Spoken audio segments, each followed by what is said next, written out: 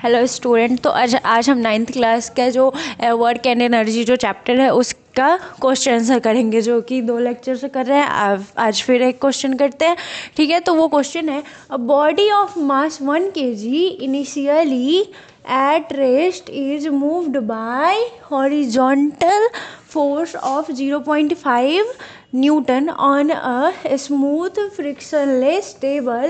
Calculate the work done by the force in last 10 seconds and so that this is equal to the change in kinetic energy of the body। यानी कि इसमें कहना क्या चाह रहा है question कि ये एक बॉडी का मास है 1 kg, इनिशियली इन रेस्ट, वो रेस्ट से मूव करना शुरू करता है, यानी कि उसका v हो गया, u हो गया 0। कोई भी चीज़ अगर रेस्ट से चलना शुरू करता है तो उसे हम u वहाँ पे 0 मान लेते हैं, ठीक है। फिर हम करते हैं moved by horizontal force, horizontal force से यानी कि लंबवत करके वो फोर्स लगा रहा है, ठीक है। कितने का? 0.5 न्यूटन का, on a smooth frictionless table. Frictionless table यानी कि उसमें घर्षण ना हो, कुछ रुकने वाला ना हो, एकदम फ्रिक्शनलेस हो, स्मूथली उस पर सरक जाए, ऐसा, ठीक है। कैलकुलेट द वर्क डन इसमें निकालना है by the force in 10 second, 10 second का जो फोर्स है वो, and so that it's is equal to the change in kinetic energy of the body. Sorry, change in kinetic energy इसका निकालना है, ठीक है। तो हम सबसे पहले गिवन देख लेते हैं। कोई भी क्वेश्चन में सबसे पहले हम देख लेंगे कि उसमें दिया हुआ क्या है, तो सबसे पहले हम गिवन लिख देंगे, ठीक है। तो गिवन हमें क्या दिया हुआ है कि mass is equal to 1 kg है, u इज इक्वल टू 0 है, रेस्ट से आया है, और फोर्स हमारा है 0.5 न्यूटन, ठीक है। और टाइम है 10 सेकेंड, ठीक है। सबसे पहले फिजिक्स के क्वेश्चन में सबसे पहले जैसे जैसे आपको समझ में आएगा फिगर डायग्राम, वैसे आप डायग्राम भी बनाते जाइएगा, ठीक है। तो एक मास है m,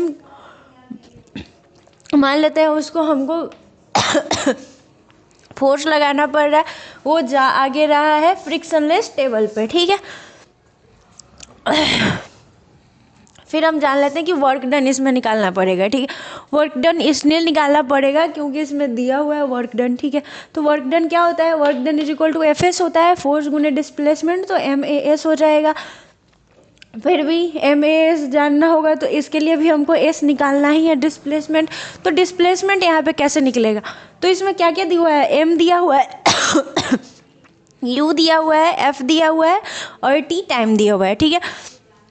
तो हम क्या पढ़ रहे थे? फोर्स किसे कहते हैं? एम और ए को, मास और एक्सीलरेशन के प्रोडक्ट को हम फोर्स कहते हैं। तो इसी से हम देख लेते हैं, A is equal to F by M हो सकता है, ठीक है। इसी फॉर्मूले से फिर 0.5 न्यूटन बाई 1 kg, तो हमारा आ जाएगा 0.5 मीटर पर सेकेंड स्क्वायर। अब मोशन का जो गति का नियम का गति का 3 फॉर्मूला होता है, मोशन का 3 फॉर्मूला होता है, v is equal to u plus a t, v square is equal to u square plus 2s, और s बराबर u t plus half a t square, ठीक है। सबसे पहले फिजिक्स का क्वेश्चन आते ही इस वाले को, ये तीनों जो फॉर्मूला है उसको लिख लेना चाहिए ताकि आपको आगे चलकर भूले ना जाए, ठीक है। फिर हम उस फॉर्मूले से जब हमारा ए निकल गया तो हम एस निकाल देते हैं, एस बराबर u t plus half a t square, ठीक है। तो हमारा 0 इंटू टी, तो 0 में किसी चीज़ से गुना करेंगे तो वो 0 हो जाएगा, ठीक है। तो ये 0 हो गया, half into 0.5 into 10 to the power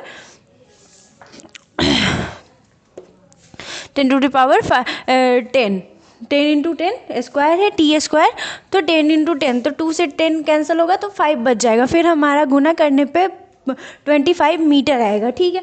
अब हम W बराबर एफ एस लिख लेते हैं, ठीक है। वर्क डन, ठीक है। वर्क डन क्या है हमारा? W बराबर एफ एस, तो एफ है हमारा 5 न्यूटन और 25 मीटर हमारा आ गया एस, ठीक है। तो उससे हमारा आएगा 12.5 जूल, ठीक है। क्योंकि वर्क जो होता है वो एनर्जी और वर्क सेम होता है, तो दोनों का जो यूनिट है वो भी जूल होता है, ठीक है। फिर हम now v is equal to u plus a t लगा देते हैं, जिससे हमको v निकल जाएगा, ठीक है। तो 0 + 0.5 मीटर पर सेकेंड स्क्वायर इंटू 10 सेकेंड। देखिए जब भी आप एसआई यूनिट लिखते जाइएगा तो बहुत ही आसान होगा आगे बढ़ना, ठीक है।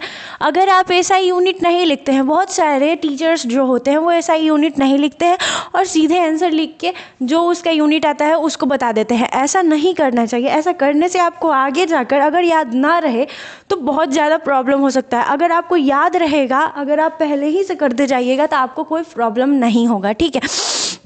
तो हमारा क्या आ गया, v is equal to 5 metre पर सेकेंड, ठीक है। तो चेंज इन काइनेटिक एनर्जी आपको निकालना है, चेंज इन काइनेटिक एनर्जी, तो इसको चेंज इन ई के भी लिखते हैं, ठीक है।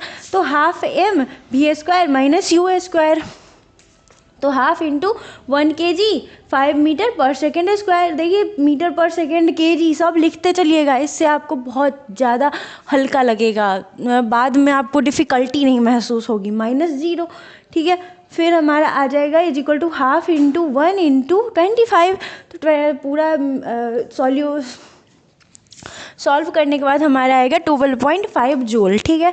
यही हमारा क्वेश्चन था और उसका सॉल्यूशन आकर आंसर आ गया। सबसे पहले आप फिजिक्स में डायग्राम बनाएंगे, उसके बाद फॉर्मूला लिखेंगे, उसके बाद गिवन लिखेंगे, फिर आप पूरा बनाएंगे, ठीक है। ऐसे करने से आपको बहुत ज़्यादा हल्का फील होगा, ज़्यादा मेहनत नहीं करनी पड़ेगी, जल्द से जल्द आंसर निकल जाएगा।